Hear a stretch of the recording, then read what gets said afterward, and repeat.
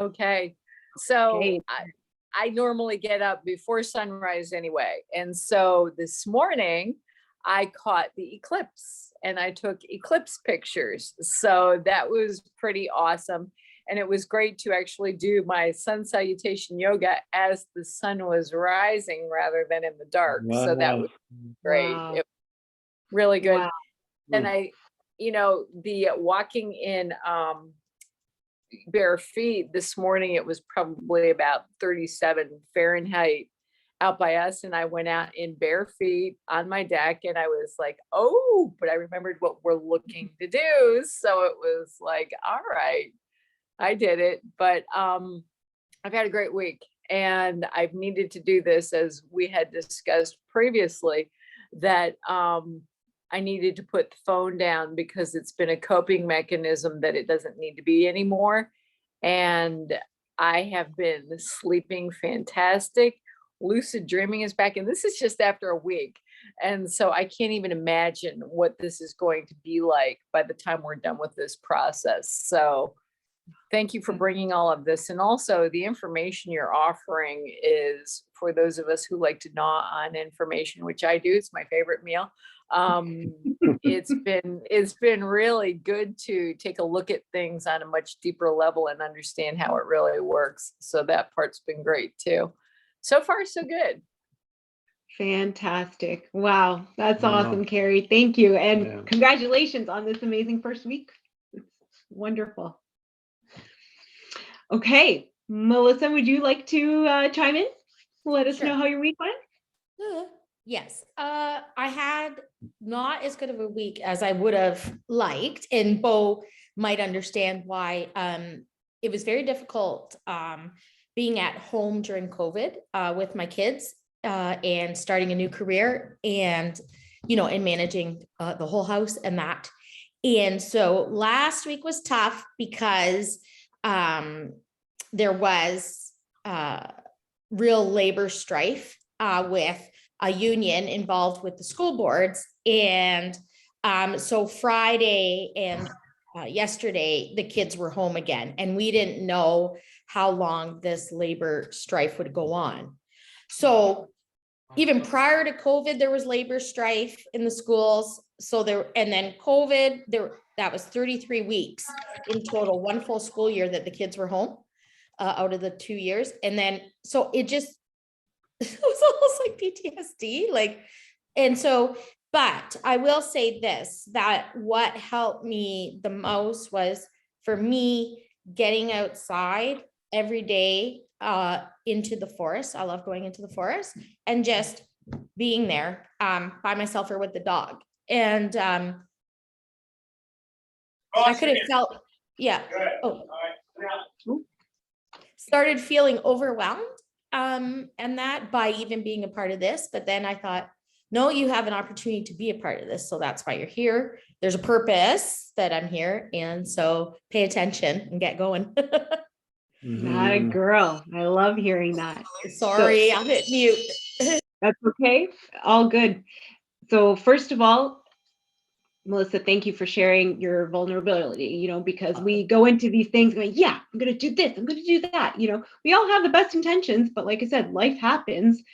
And then we go, oh, I haven't done it. But no, we should never, ever get down on ourselves for that. The whole point, I love, have to listen to it again, but there was Matthew McConaughey was being interviewed and he said he had gone to Africa with, amongst some tribes or something. And he was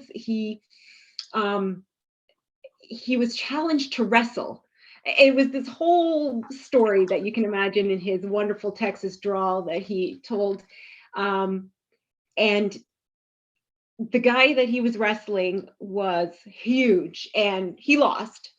But when Matthew McConaughey came back, he was known for miles around, not because, he lost or anything, but because he was the guy who accepted the challenge. And so the moral of the story is, right, simply by accepting the challenge, we're already winners. So I love that. And so never forget that, Melissa. Thank you. And yeah, going out in nature, oh my gosh, great. And you're outside. That's the whole point. You're getting outside. So just try it again tomorrow. Will do. Thanks, Bo. Andrew, And, that's a we nice want- costume you have there. Sorry, what was it? Oh. our friend Andrew, my childhood friend Andrew and Peter are on the call. Andrew is a doctor and he's down in Maryland. So he'll be monitoring my medical advice for today. Yeah, but I'm going to use lawyer terms that I'm completely unfamiliar with if you say something That's wrong. right. Sustained, overruled. Oh, no. All right, well, the two of you behave yourselves. Yeah. So anybody else would like to go with celebration before we get started with the presentation? Could I call on Val? Val's message that one morning just warmed my heart so much. So, well, I've been able to do, even though I used to call myself not a morning person, but what Dana has showed me that's not right. I have been able to be outside for the sunrise. I still am not sure where I can stand in my backyard. I don't have the nature stuff that you guys are talking about. I can stand in my backyard, but if I'm out there at the time that my weather app says sunrise, I don't see the sun.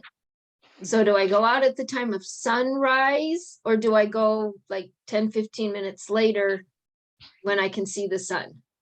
That's my one question.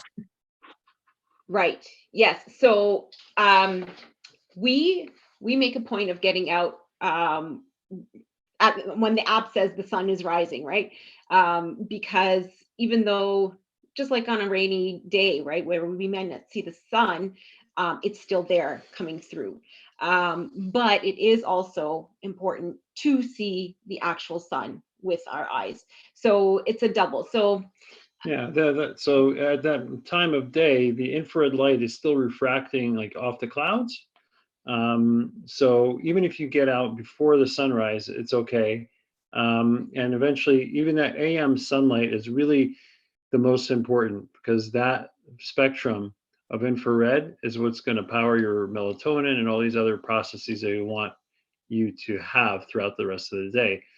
Ideally, if you can be there at the sunrise as it's peeking over the horizon, you're going to get many more frequencies, through your eye. But if you can't, it's fine, because we're training your bodies to run on that circadian rhythm, that clock that's going to constantly, that rhythm creates its own rhythm, right? Like you want to constantly reinforce those days, because our bodies love those rhythms. They're built as clocks. So the more you do it, your body will get used to it, right? So even with, we're going to talk about eating too at certain times, because even our organs have their own clocks. So all these things are connected. So even if you can just stick to something, just stick to it, and then, hey, you can't be perfect right away. And then eventually, you'll incorporate different things, right? Okay, because I've made it out at the time of sunrise, but I don't see the actual sun, because that's from where I'm at in town. It takes another 10, 15 minutes. And I'm right now doing the journaling session with Amanda, and that's at 7 o'clock my time. So it's like I have that 15-minute window to be outside, and then I have to come back in. So that might change after this month. But Yeah. I have tried the barefoot grounding. I'll do it for a little longer. I'm not going to do it in the snow. Yeah. Val, one snow day. Just give me one snow day. We'll Yeah. see. Yeah. I'm not promising that, nor am I, and Dana, we've already talked about this, nor am I doing the cold showers. Cold showers. I know. I'm not even going okay. there. That's it.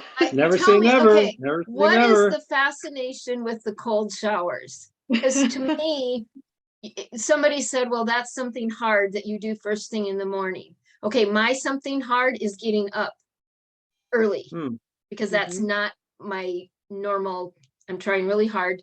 Like since I started that, I'm trying to get up at 5, which is totally blows my mind, because that's not my time, or has not in the past been my time. So that's my hard thing.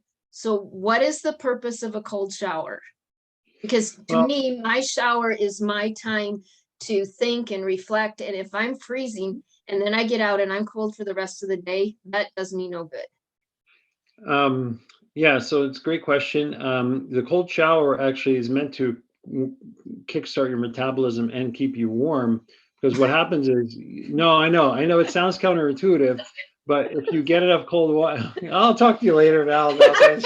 Let's Okay. just get- Never no, mind, it's okay. never It's a good mind. question. Strike that question, never mind. No, it's a good question. No, I need to reach out to you about it because there's a lot of details, like I want to explain to you basically, but the gist of it is you're kickstarting your organs to stay warm, right? You're getting your skin so cold that now your organs have to stay warm. So now you're basically like jump starting them, right? You're jump starting your battery. So now the rest of the day, it's activating your vagus nerve, which runs through your entire body. And that is going to activate all different kinds of nervous processes in your body, right? Your digestion, the relaxation, focus. It's going to help with. So, All right, I'll take your word for it. yeah. So, and we're all where we are at the time, right? 2 years from now, hey, maybe you'll do the cold shower, right? So Hey, you can't do it. Don't worry, it's great. You're doing great. You're doing You are. great. And so that's the I thing. am doing the sunrise part. I'm trying and some of the other things, but Amazing. you know, Amazing. baby steps, right? I'm working on that one. Absolutely.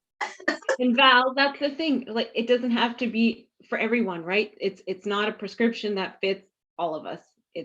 That's why I called it the a la carte menu of powering up and powering down. What fits you, right? In the end, that's what Yeah, matters. exactly. We're all different. We're all different. Exactly. Okay, so if we're good, we'll launch into today's presentation, which is focusing on restoring sleep. So let me get here to sharing the screen. Right. Mhm. And yeah. Mhm. Oh, I don't know. Wasn't it screen? Oh, okay. Yeah. Just one moment while we, yes, there it is. Okay. We Yeah. got the right screen. You're right. Okay. Now, do you see the 21-day regenerate program and a woman sleeping like Sleeping Beauty? All right. Yes, yes. Yeah, we knew you like that. Good. Okay, excellent. So let me get the cursor on here and we can advance. Go ahead. There we go. Off we go. Yeah.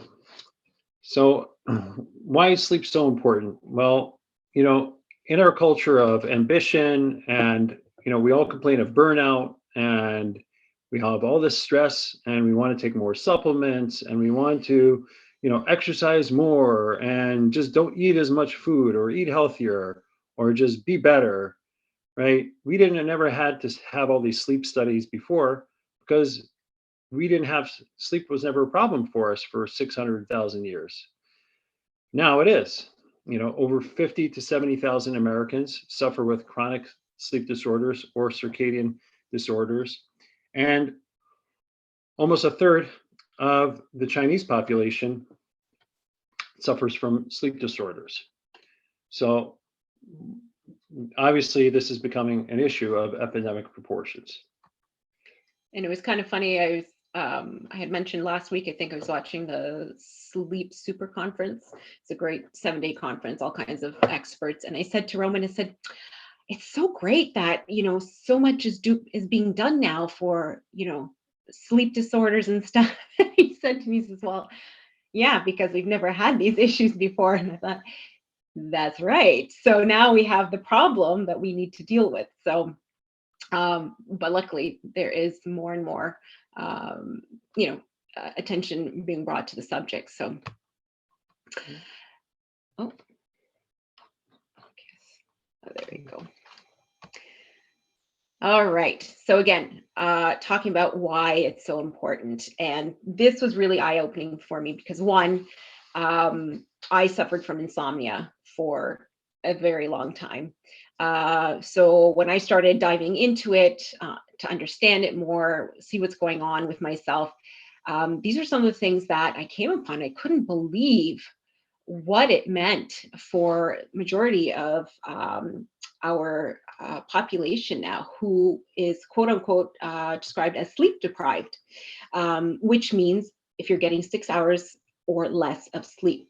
And, you know, it's very much become part of our, I would say, I guess our Western society, at least, the whole I'll sleep when I'm dead, you know, you wear a badge of honor, not, you know, I only got 3 hours of sleep last night. Well, this isn't a good thing because it will inch us closer to meeting our maker if we don't take care of it. So this infographic, I'm not sure if you can see it very well, all the details, but it goes into some of the incredible statistics of how negatively sleep deprivation can affect our lives.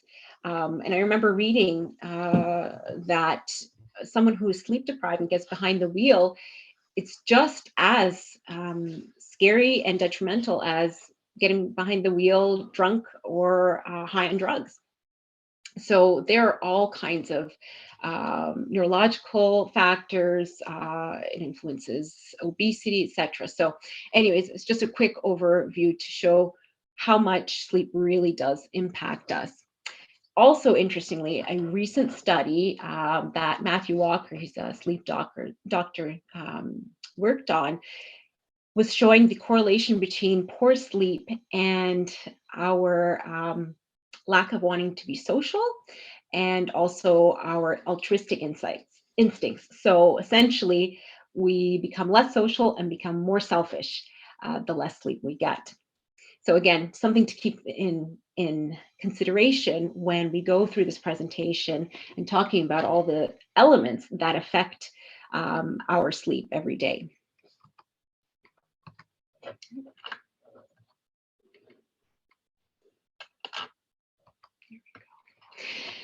So just quickly, to understand how we sleep, there's 2 phases of sleep, which comprise of the non-rapid eye movement, non-REM, and the REM sleep, rapid eye movement. So within the non-REM sleep, there's 4 stages. So stage 1 is where you have the alpha waves, where you're kind of just dozing, starting to doze. Reading a book, meditating. That kind of thing. Stage 2 is where you get into the theta waves. This is where we spend a lot of our time during the night. Interestingly, too, this is where a child's brain often functions for several years, the beginning of its life. So this is that world where reality and imagination blend together. So this is kind of like where we'll feel that we're sleeping, but we're not sleeping. This is also the stage where we form our what we've learned throughout the day as it restores the prefrontal cortex of our brain. And then in the third stage, where we have the delta waves, this is where we experience the deep sleep, where it's actually very hard to wake us from this sleep. We become immobilized. Yeah, and this is where muscle repair happens, and our blood pressure lowers.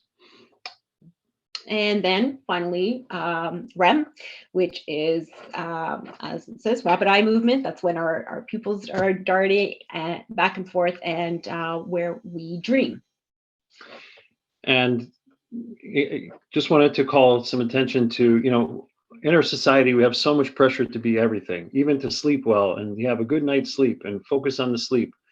You know, I met a sleep doctor actually with Vodana a few years back, and you know, part of my French, but he basically said F sleep, right? And this is coming from a sleep doctor. And I said, well, what do you mean F sleep? Well, he said, don't worry about the good night's sleep because you're never going to get it the more you worry about it. Sleep is a process and it depends on the cycles that you have, right? So we focus on the long night's sleep, right? Just like that, you know, one good night of anything we're doing. But really what we need to focus on are those cycles the more cycles we have, the more we're going to clean out all of the toxins in our brain. So you can have a great 8 hours, but also feel very groggy. So don't worry about the one night that's going to make or break it. Or getting the Mhm. 8 hours.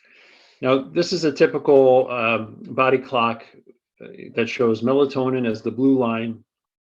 Cortisol is the little circle, the gray line, and body temperature is the black dotted line. It basically shows throughout the day of a typical person. Now, again, we're all different, but melatonin starts its rise as it's being secreted early on in the night. And it takes about 4 hours for melatonin to reach its peak. Now, melatonin regenerates us while we sleep, along with many other things. It's an antioxidant, does so much.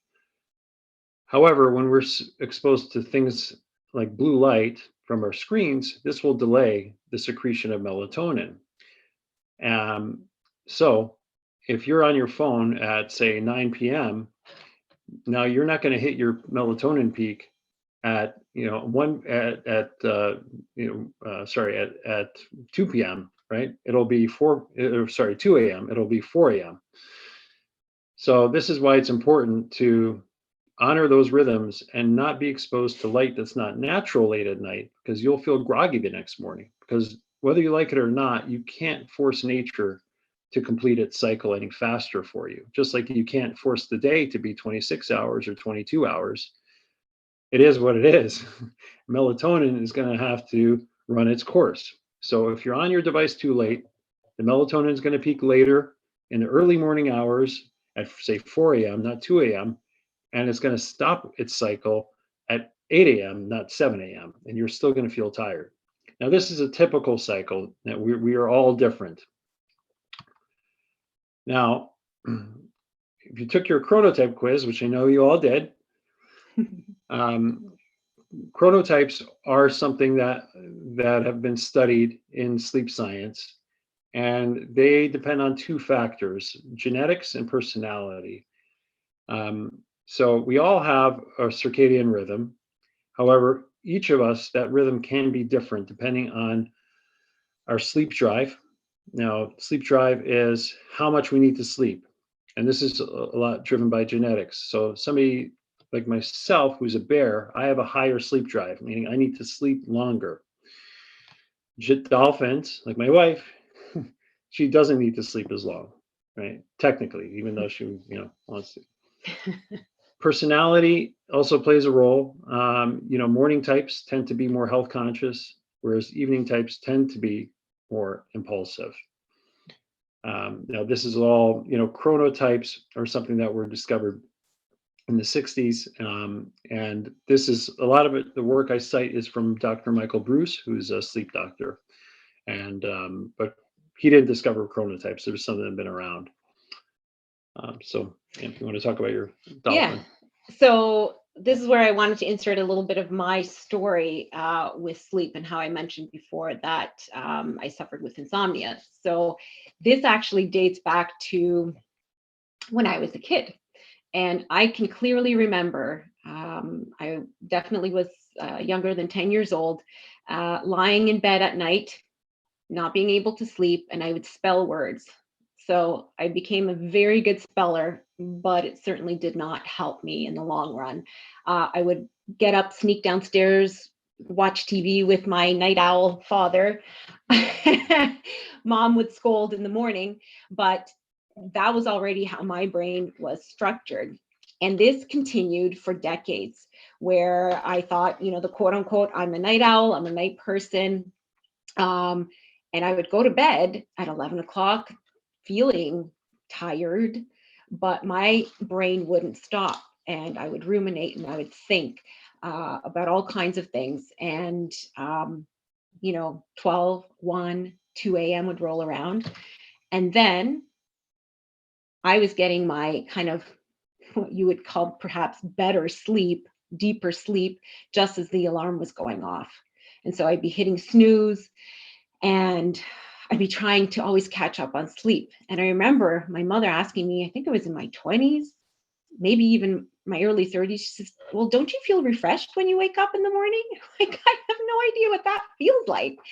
I could honestly count on my fingers nights or maybe even naps at some point in my life where I was dead asleep and woke up feeling like, oh, that was regenerative. So all of that said, this played a huge role also in my burnout, because you can see how sleep ends up feeding anxiety. Anxiety feeds lack of sleep, becomes this vicious circle. But on top of poor lifestyle, nutrition choices, all of that, it's so incredibly all interconnected. And that's why I believe in, holistic healing.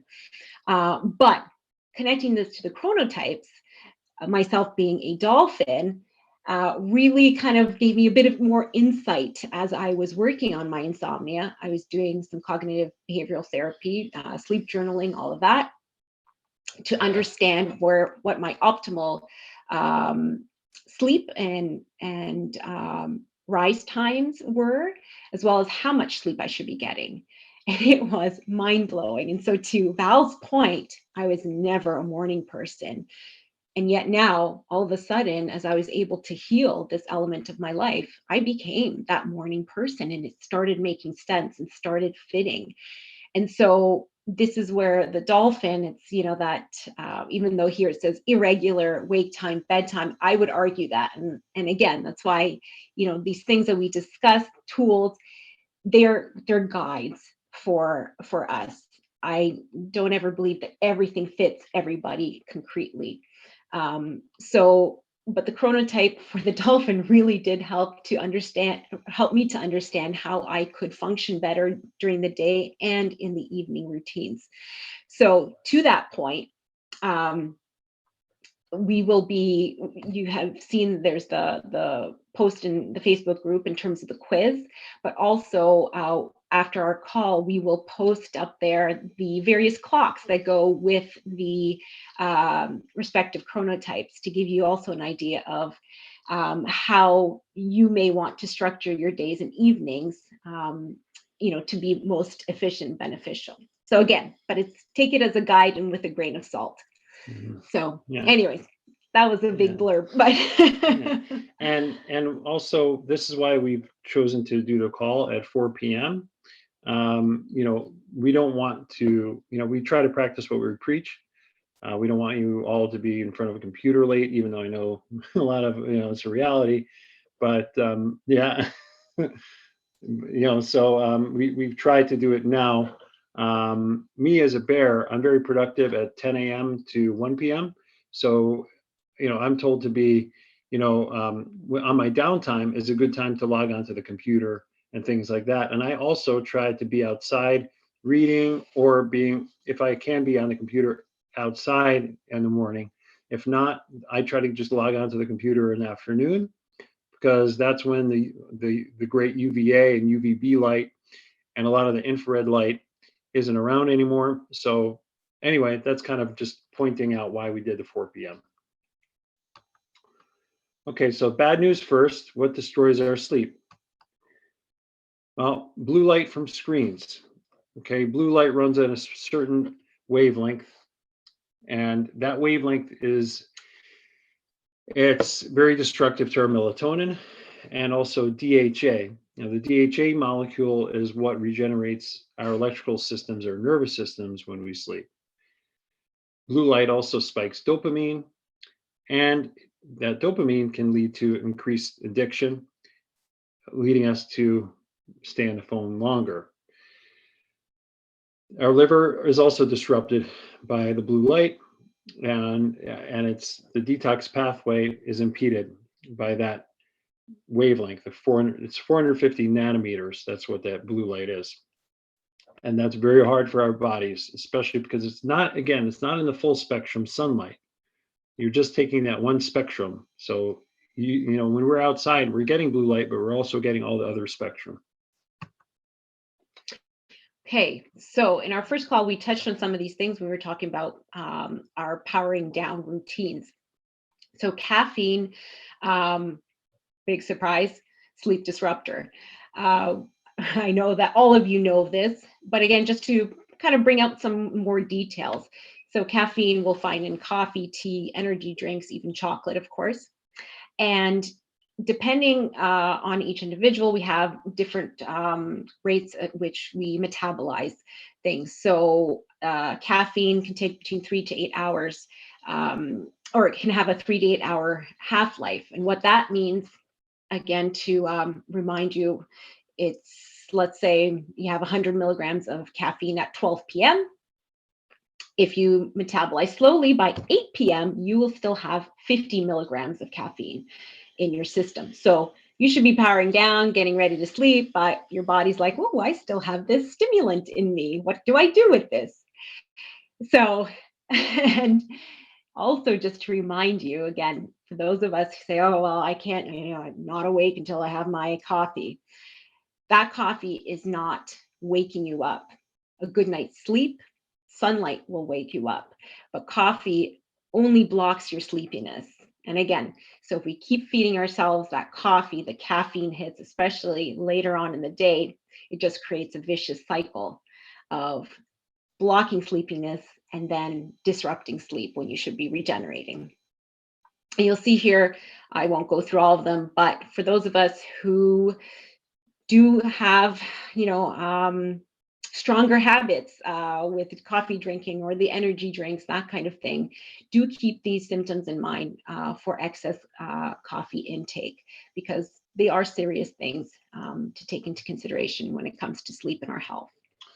And one other thing about coffee, I know a lot of people say, oh, it doesn't get to me, I'm fine. I used to feel the same way. When I was in my 20s, I'd have energy drinks and coffee at 11 p.m. And I seemed like I wasn't affected until years later. I was wired all the time, and my mood was terrible. So what seems good to you may not be good to everybody else. And it's also, the sleep quality tends to be inferior, and it's hard to know how good of a sleep you can have until you've actually had it. So that's just one side note on caffeine. You can't run away from the half-life and how it does actually calcify things like your pineal gland, and it also inhibits melatonin, which regenerates your body. And just want to say here, see Trisha's comments here. So she says, this one thing that I changed that has made a significant difference. Trisha, did you want to add to that at all in your experience? Not to put you in the spot. Not at all, just lots of background noise on the side. Oh, good. So yeah, I would wake up. So I wake up usually like 5 a.m. I would wake up and literally like maybe 15, 20 minutes later, just have an energy drink, to kickstart my workout. And I would have like these dips and just the mood and energy. But now that I've changed it, where I have it like closer to 8, 9 a.m. and I stop by 12 p.m., like I still have the energy even afterwards, like at 3, 4 p.m. Like now I don't feel like I'm gonna crash opposed to other times before where I would feel like I'm so tired already. I was done for it. I'm more irritable, like everything gets on my nerves. But now like I feel better. Fantastic. You're more level-headed. Fantastic. And I see here also from Carrie Lee that today was the first afternoon without a small coffee after lunch. Wow, excellent. And you didn't even realize it until you got home from work. That's fantastic. I love that. That's our body repairing. Wonderful. Okay. All right. So alcohol, we know this one too. Again, just like caffeine, alcohol has a half-life of 4 to 5 hours. What alcohol does, it boosts our GABA, which is our relaxation, how we all have done it probably, have a few drinks to relax, right? But what's important to note that when we have an excess of alcohol in our system and we're going to sleep, the brain all of a sudden goes, hold on a second, I'm way too relaxed. If there's a threat that comes along, I'm not going to be able to react. So what it does, it takes our GABA and it turns it to glutamine, which is an excitatory neurotransmitter. So That's why you're all of a sudden waking up in the middle of the night after you've had a bit of drinks that evening before, and you have a restless sleep for the remainder of the evening, or night, I should say, morning. Yeah, and I used to have some wine at night, and I would wake up feeling very hot, and no matter how many blankets I took off, I would still feel hot, and that was because my liver was actually giving off excess heat from trying to detox. And normally, our liver and our organs, like I said, they all have their own rhythms, and the liver detoxes at around 2:30 a.m. So if you ever woken up around 2:30 in the morning, it's probably, it could be your liver wanting to dump all those toxins out from the day. Okay, just quickly on blood sugar. Especially, I would say, in today's day and age, we are facing more troubles with blood sugar and regulation, insulin resistance because of our lifestyles, increased sugar, processed foods in our diets. And so what happens when we don't have stable blood sugar throughout the day and it hits a low at night, the brain again says, I have nothing to eat, and wakes you up. So you can see how this is then disruptive to your melatonin and your sleep overall. And yeah, like I mentioned, all of our organs have their own internal clocks called an ultradian rhythm. So you have the circadian, but also ultradian. So it's important to eat within an hour of waking up, what a lot of sleep doctors will recommend, because that syncs you may have heard of the gut-brain connection, but that gut-brain connection is synchronized through a clock, right? So you hear about bacteria and serotonin and all this stuff. And in its essence, it's a clock, and you're synchronizing the two clocks. So when you eat at those specified times, I eat in the morning after I first see the sunrise, and then at lunch. Keep doing that, and you'll sync up your whole system, and you'll feel way better. Okay, so linking with that, liver stagnation or sluggish liver, this has also become an increased problem. Our livers are an amazing organ. They have hundreds of processes that they carry out every single day. They're very hard workers, and we put them through the ringer with our lifestyle. So what can cause sluggish liver, which essentially means your liver is not working at its optimal level. Sugar, processed foods, drugs, caffeine, and of course, blue light. Also, when it comes to our diet, we often aren't supporting the liver very well. And I have a great example. I told Melissa about this before, where I think it was over a year ago, I was starting to suffer more from premenstrual symptoms, more severe. And in speaking to my naturopath, she just said, try introducing cruciferous vegetables. Okay, well, more broccoli, kale, all of those goodies. Mm-hmm. And the change was incredible. But why? If my liver was acting a bit more sluggishly, it means that it can't get rid of all the toxins that it needs to get rid of. So one of them being estrogen. So it just gets recycled back through. So usually what happens for us women when we have an increase in intensity of premenstrual symptoms, it's because of that increase in estrogen in our bodies. So support the liver by giving it some great food that it needs. And it made a huge, giant shift for me in my life. So anyways, that was just a little personal example to show how much impact nutrition can have. Of course, dehydration influences it as well. And interestingly too, holding on to anger, and that's according to traditional Chinese medicine. So Carrie giving the thumbs up. And I can definitely relate to that one. Maybe that's why my liver became so stagnant in the first place. So, yeah.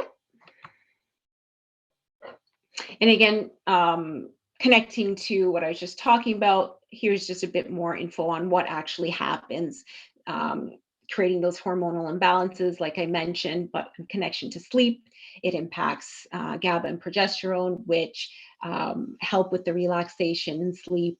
And also, it adds to leaky gut, which is something that we've been hearing about a lot more. That's where the intestinal linings kind of like get cracks in them. And so toxins can get in and it can create chronic inflammation, which also then, with those toxins and chronic toxicity, can lead to metabolic dysfunction. So again, everything is just so interconnected.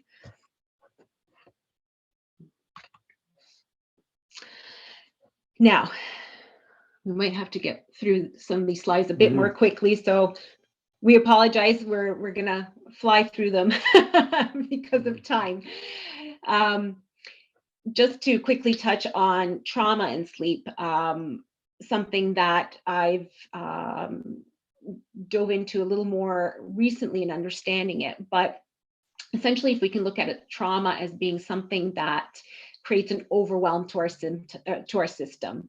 So it doesn't necessarily have to be the big stuff like divorce and death or abuse.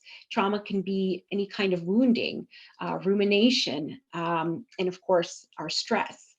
So to understand how that impacts our sleep, when we're traumatized, our brain goes, I need to protect you, so we're shutting down.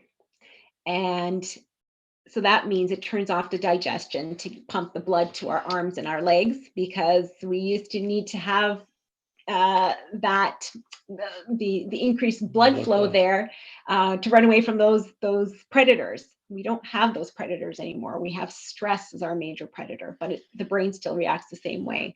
It turns off our immunity. It turns off our critical thinking. We start reactively thinking.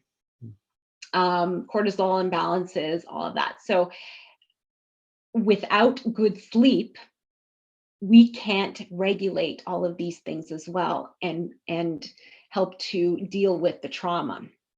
So again, it all goes hand in hand.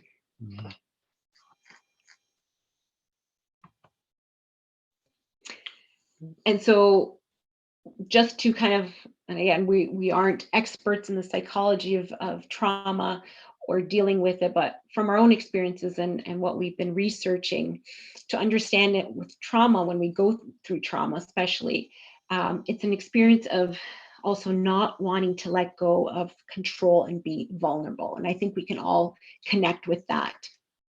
But or sleep is a place of surrender. So you see how they kind of bash one against the other. When we go to sleep and finally calming down, that's when the trauma comes up and you start thinking and you start getting tense and the fear sets in. So one of the best ways to try and work on counteracting that is to create safety in our lives. And that would be both physically with sleep sanctuary is something that we'll touch on just a little later, and then also emotionally. So having the body awareness where we feel and acknowledging where we feel that tension or fear, doing breath work, things like that. Yeah, and this is a practice that Bodana and I both do at the end of the night. We, have our tea and we do our breathing. We have a certain breathwork pattern. We do a 4-6-8 pattern that really helps reintroduce, a lot more, new blood, but also you're depleting your carbon dioxide. So it's basically relaxing you. Okay. And most importantly, just come into your body, feel, you can see where you're tense, and we don't have any crazy breakthroughs at night, but it does at least bring awareness to how we're feeling. And we're not stuffing it down until it's too late. So on to the good news. What can we do to regenerate our sleep? Now, again, the reason, we started this program is because I believe in the free tools that are all around us, the free medicine that we have. Nature has provided us an amazing system and has its own detox protocol. Okay. The glymphatic system is what does an oil change for our brain every night when we sleep. And it does this by flushing out our ventricles, which are the vessels of our brain, with the cerebral spinal fluid. And recent studies have shown that people who come down with Alzheimer's or Parkinson's have what's called amyloid plaques. And these plaques are the same type of plaques that are washed away with the cerebral spinal fluid at night. So just wanted to point this out.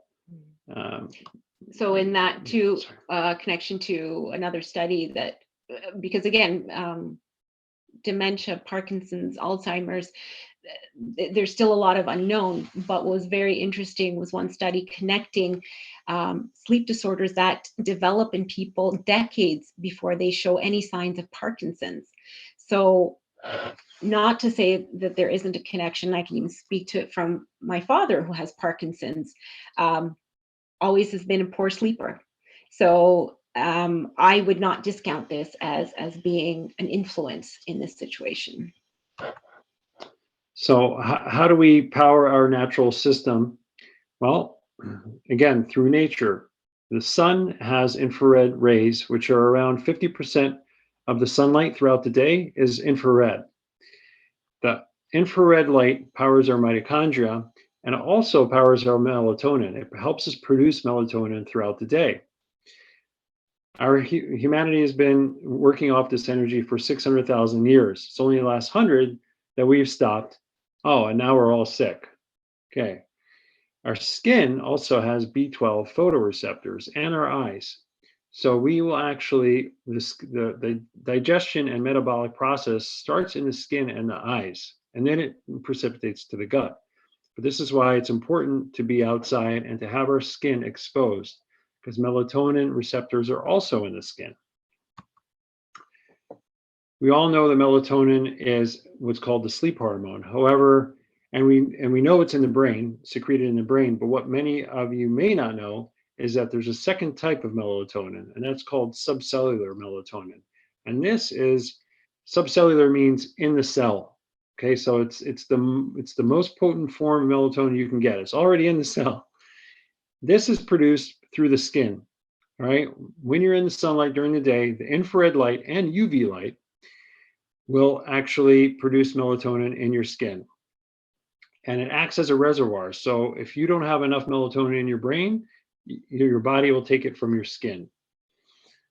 Okay, blue light, again, will destroy your melatonin. Red light, infrared light, will boost and produce your melatonin throughout the day. There's also been studies on people with Alzheimer's and dementia, and they're shown to have basically their mood goes downhill after the sun goes down. And researchers are speculating that this is because they don't have enough melatonin in their blood anymore. Because when they're not outside anymore and the infrared light is empowering their system, their melatonin is going down. Now, I know it sounds confusing because you think of melatonin as a nighttime hormone, but we're actually producing melatonin in our skin the whole day. Okay. Now, again, melatonin. So when it comes to antioxidants and the whole supplement market, you're glutathione and this antioxidant and this and that. The best antioxidant and supplement you can get is melatonin, hands down. Okay, because it's free, number one, and number two, it generates all the other antioxidants like glutathione. So how do we get it? Well, tryptophan, which you think of when you think of turkey, actually absorbs UV light during the day. The UV light then gets transmitted, and that produces serotonin, which also absorbs UV light. And then at night, that serotonin is converted and pushed up the vagus nerve, which handles the digestion, and that's toned through things like cold showers. So, and then finally produces melatonin at night. And again, I want to call to attention that UV light infrared light and full spectrum sunlight actually protect us from too much UV. So that's another reason why you want to get AM sunlight, because that infrared is going to protect you from too much UV. Now, we all also know that, we've heard that bacteria make up most of our system. And the serotonin is produced in the gut, not from food. However, the serotonin is released from the bacteria in our bodies. And this bacteria, they absorb the light throughout the day, and then they emit it throughout our bodies at night. So at night, we literally light up like a Christmas tree. If we've done the process right, we are glowing inside, and that is what it's regenerating our bodies at night, because this bacteria is releasing all of the UV light that it has absorbed throughout the day. Okay, so that was some heavy science stuff, but we geek out on it, and it's also just to help you to understand how complex this all is. But it's a beautiful system that we have. I truly believe that our bodies were created exactly as they were meant to. Anyways, in conjunction with this, there's also better ways of sleeping, going to sleep, the position in which you sleep, than others. So this is according to Ayurvedic and Chinese medicine, but it also kind of makes sense that sleeping on your stomach is like the worst position, and followed by your back. Best is to sleep on your left side. And again, just kind of makes sense that gravity works with digestion. Gravity works with your digestion, your liver, gallbladder to work more efficiently. And interestingly too, it has an impact on your nervous system by breathing through your right nostril. So something to consider when you lay down to sleep tonight. Now, how do you create a sleep sanctuary? Well, you want to go back to as much of the natural ancestral roots as possible. So I don't sleep in a cave.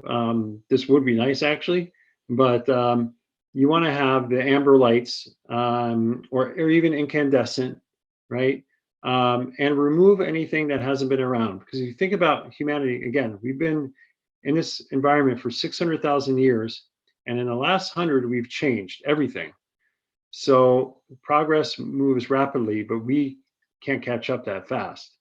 So this is why we recommend, along with other ancestral health advocates, to remove the devices from your bedroom and leave it for only two things: relaxation and intimacy. Also, any of those, unplug the lamps if the breaker isn't off. If you remember that sleep diagram with the 4 stages, those are all wavelengths and frequencies. Now, they're electromagnetic frequencies. That means those frequencies are going through our brain to help us sleep. Well, what disrupts those frequencies? It's electrical power, and it's Wi-Fi, and blue light will disrupt those frequencies. So if you want to remove as many things, and again, this is free. I'm not, selling you any supplement. This is what you can do. Remove those things and see how your sleep improves. Right? It's less stress on your system. Why have it when you're sleeping? And any other power down practices. We like to read in bed for an hour, fiction book, and things like that. And the reference to having a safe cave-in, that was Roman's idea. Yeah. But from the physical standpoint, like you said, like our ancestors, we would feel you're in that cave, you're safe. What's out there is out there. And you have darkness, and you can, slumber safely. That psychological aspect is very important as well. So if you're watching TV, if you're, reading emails or whatever, in the same place where you're supposed to be dozing off and surrendering, it's giving cross messages to your brain. So that's why, this has become something that's very important. I used to have my phone next to me in bed or not in bed, but on the bedside table, that's gone. You know, it's really become a sacred place for us because sleep is essentially so sacred, as you can now see. So I think that's it. We made it just in time. So apologies for running through it so quickly towards the end, but we wanted to get all the information out to you. Now, are there any questions on any of this? Nothing? Has anybody had any revelations that, or things that you didn't know that you can empower yourself with this week? Are there any tools that you haven't been using that you feel like, you know, you need help with, or they, you know, you may be able to employ? No? No. Nothing else? Nothing else? Okay, that's all good. That is all good. Sorry? Okay. Yeah. So, oh, I'm sorry. Yeah. We're not looking at the same thing. I see Christina's message in the chat, and thank you for sharing that, Christina, that your father has dementia and also a poor sleeper. So we can both speak from experience that this obviously has an impact in their neurodegeneration, right? So, and you and I can definitely talk about this more offline.